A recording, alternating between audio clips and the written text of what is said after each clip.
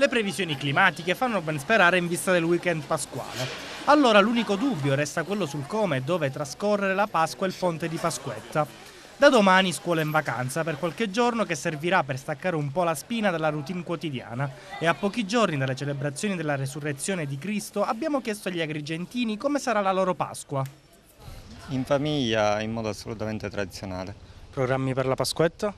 No, al momento nessuno, quindi un programma estemporaneo. Resterà però in città. In città, sì.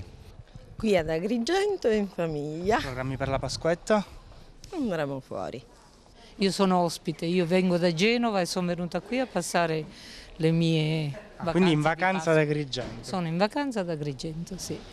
A Ribera siamo, di Ribera siamo noi. E avete già programmi per la Pasquetta? No, scadicchie cose. Comunque dalle vostre parti. Sì, a Ribera. A discapito del celeberrimo proverbio, la Pasqua la si passa sempre in famiglia. Sia la crisi che la tradizione fa sì che il pranzo pasquale lo si passi con i cari.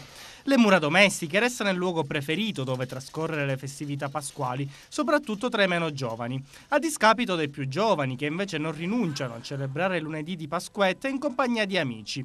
Intanto, con i primi sprazzi di primavera, si iniziano a vedere i primi turisti per le vie della città.